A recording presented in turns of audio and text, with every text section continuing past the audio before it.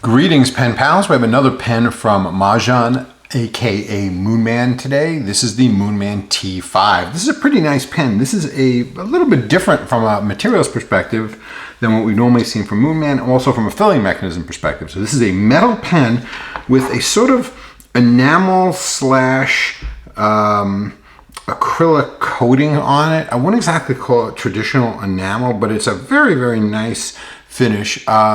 You got it comes in a couple of different colorways. This one is a very, very deep blue with deep blue highlights on it. And I think the general aesthetics on this pen are quite nice.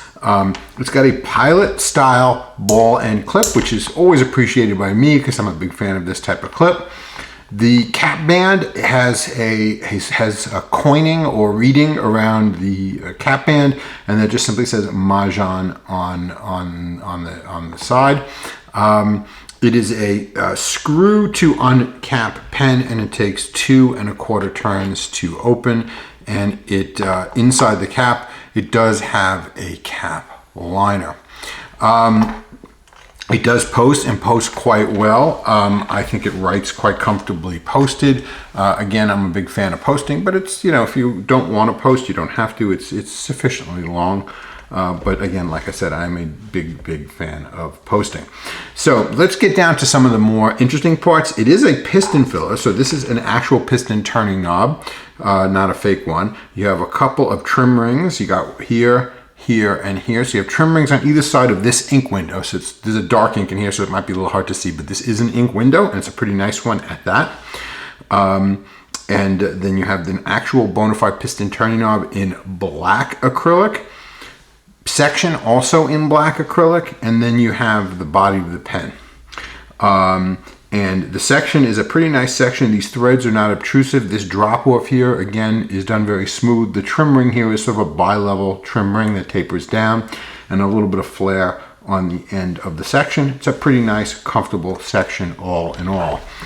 Talking about coming down to the nib, like I said, you have a little bit of flare out before the nib, and it's a standard Moonman number 6 nib. So if you don't like this nib, replacing it with another number 6 nib should be pretty easy. You have a little Moonman chevron type logo. It says Moonman, some scroll work, and an M for medium. This nib is in steel, of course, and there is an uninspiring plastic feed.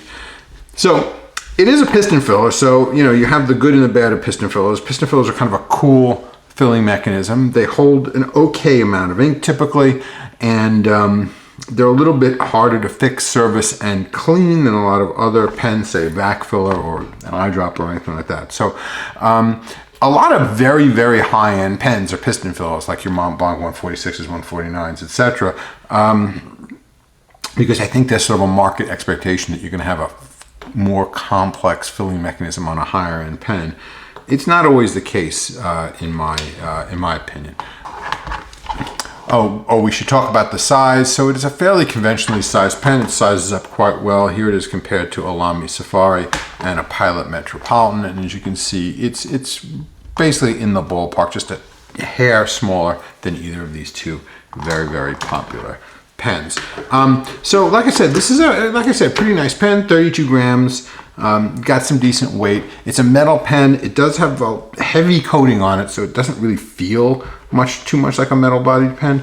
But like I said, it comes in a couple of different colorways. I personally think this one's quite nice and somewhat understated, and I kind of like it, but you know, your mileage may vary. In terms of the cap and the distal end, they complement each other quite well, both in black acrylic. I think that's about all I need to say about this particular pen right now in terms of the actual features, but of course pens were meant to write, and I know for a fact you want to see this pen write. Otherwise, why would you be watching a fountain pen review, really? And I'm going to show you that right now. Okay, folks, like we said, what we're writing with here today is a Moonman / Majohn model T5. And this has a number 6 steel nib in medium.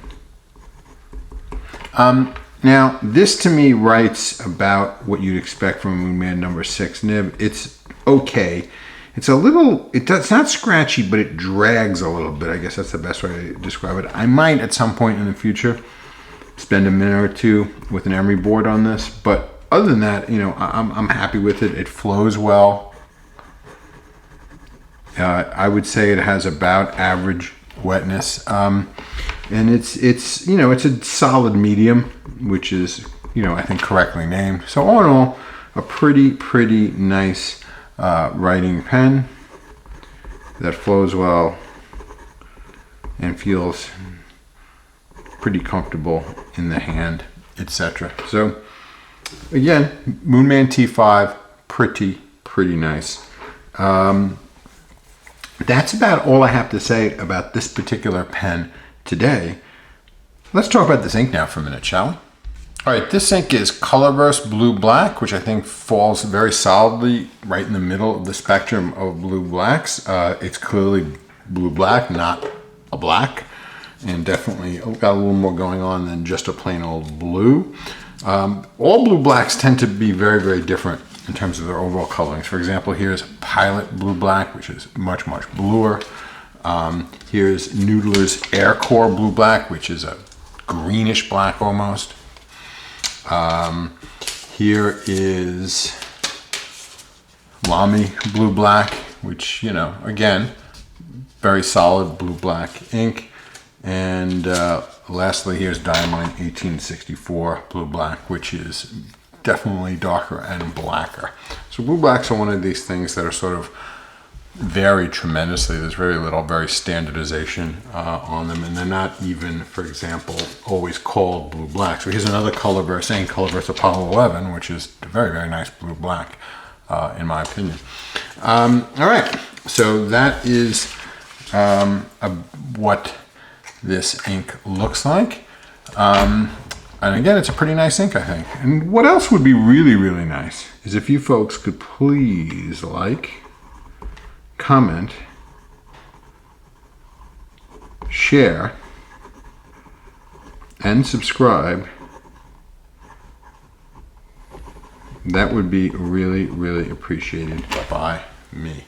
In terms of this blue black, one other thing that's interesting about this is part of the Coloverse sort of office series. It's not really part of a series per se. You actually buy this in individual bottles. It doesn't come in a set, which is somewhat unusual for Coloverse inks. The vast majority of their inks come in sets, either sets of 2, sets of 4 or 5, etc., part of some whole box set, etc. So this is a little bit unusual for Coloverse ink in that it's just a straight up plain single bottle that you buy, which again is a little bit unusual for Coloverse.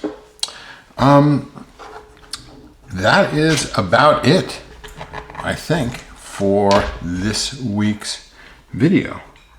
I certainly hope you enjoyed watching it, because I sure enjoyed making it for all you folks. And as always, until we see each other again, have a great day. Bye-bye.